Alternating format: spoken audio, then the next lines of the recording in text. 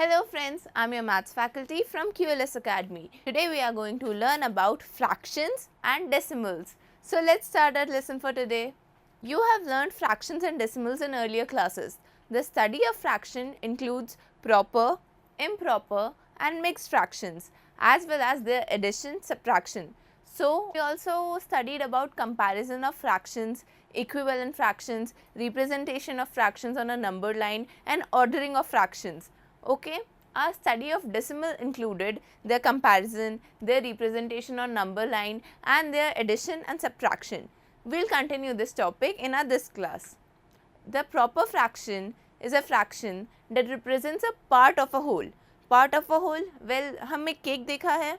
Cake को अगर हम 6 पीसेस में काटें और 2 पीसेस को मैं किसी अपने फ्रेंड को दे दूं, तो मेरे फ्रेंड के पास कितना केक आया? 2/6. ये होता है प्रॉपर फ्रैक्शन जो एक पार्ट को बताता है होल के. ठीक है, numerator is always smaller than denominator. An improper fraction is a combination of whole and a proper fraction. For example, 7/4. Here, numerator is bigger than denominator. मतलब एक whole, जैसे मैं बोलती हूँ 2.5 apple, which means एक whole apple और एक part. इसे हम improper fraction कहते हैं, जिसका example मैंने अभी दिया 7/4, जिसमें numerator bigger है denominator से. The improper fraction, for example 7/4, can also be written in a mixed form. Mixed form हमने सीखा था, उसमें मैं क्या करती हूँ, उसमें मैं क्वोशंट को मिडिल में रखती हूँ, रिमाइंडर को न्यूमरेटर में रखती हूँ और डिवाइज़र को डिनोमिनेटर में रखती हूँ. इसे हम मिक्स्ड फ्रैक्शन कहते हैं. Right equivalent fraction of 3/5. Equivalent fraction क्या होता है? इक्विवेलेंट फ्रैक्शन वही फ्रैक्शन होता है जो गिवन फ्रैक्शन के इक्वल होता है, मतलब दोनों की सेम मीनिंग होती है. Solution. One of the equivalent fraction of 3/5 is 3/5 into 2 multiplied in the numerator as well as in the denominator. Then it will become 6/10. Well, 6/10 is the equivalent fraction of 3/5. You can find many equivalent fraction of any given fraction. Next question. Ramesh solved 2/7 parts of an exercise, whereas Seema solved 4/5 of it. Who solved more part? Well, Ramesh ने 2/7 part solve कर लिया और सीमा ने 4/5 part. Now 2/7 को हम लिख सकते हैं 10/35. मैंने क्या किया, न्यूमरेटर और डिनोमिनेटर में दोनों में 5 इंटू कर दिया. So 2 became 10 and 7 became 35.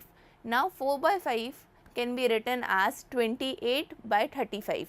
इधर मैंने क्या किया, दोनों न्यूमरेटर डिनोमिनेटर में 7 इंटू कर दिया. 4 became 28 and 5 became 35. Now 10/35 and 28/35. As we know, 28 is bigger than 10. So 2/7 is smaller than 4/5. Okay. Ramesh solved lesser question than Seema. Seema solved more exercise. Now our next topic is multiplication of fraction. As we know how to compare fractions, as we already have studied addition and subtraction of fractions, so the next topic will be multiplication. Well, we know how to multiply whole number and whole number, but fractions are multiplied in a little different way. For example, we have a circle. The circle is divided into 4 equal parts. One part is shaded. As you can see, ये circle है, इसका एक part shaded है. It can be represented as 1/4. As 4 part हैं और एक part shaded है, तो वो ऑब्वियसली 1/4 से रिप्रेजेंट होगा. What if another part is shaded? Then we can write it as 2/4. तो 2/4. जब 2 पार्ट्स शेडेड थे, 1/4 के 2 पार्ट शेडेड थे, तब हमने उसे 2/4 लिखा था, which is 2 into 1/4 is equals to 2/4. समझ आया? For improper fraction also we have 3 into 5/3. Well, 3 into 5/3 को मैं कैसे सॉल्व कर सकती हूँ? सेम 3 into 5/3 को मैं सॉल्व कर सकती हूँ 3 into 5 होल अपॉन 3. मतलब क्या, मैं न्यूमरेटर और न्यूमरेटर को, जैसे 3 को मैं नॉर्मल 3 को मैं लिख सकती हूँ 3/1. अब मैंने दोनों न्यूमरेटर को आपस में इंटू कर दिया और दोनों डिनोमिनेटर को आपस में इंटू कर दिया. सो न्यूमरेटर में क्या था 3 into 5 और डिनोमिनेटर में था 3 into 1. सो हो गया 3 into 5 होल अपॉन 3 into 1, जो हो जाएगा 15/3.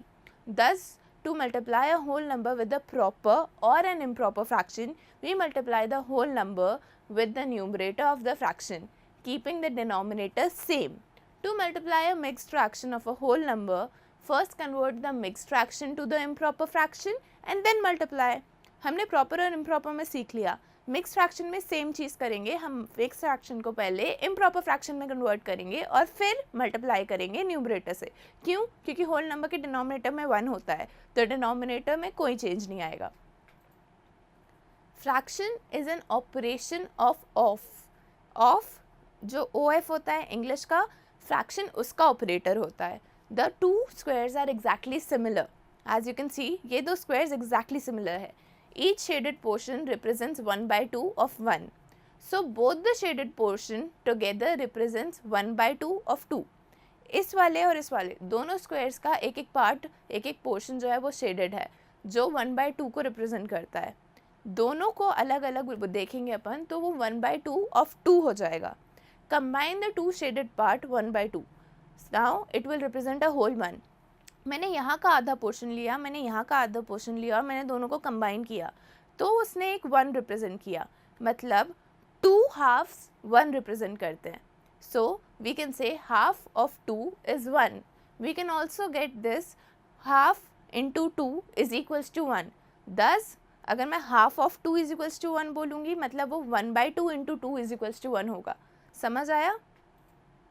सो we can say of represents multiplication.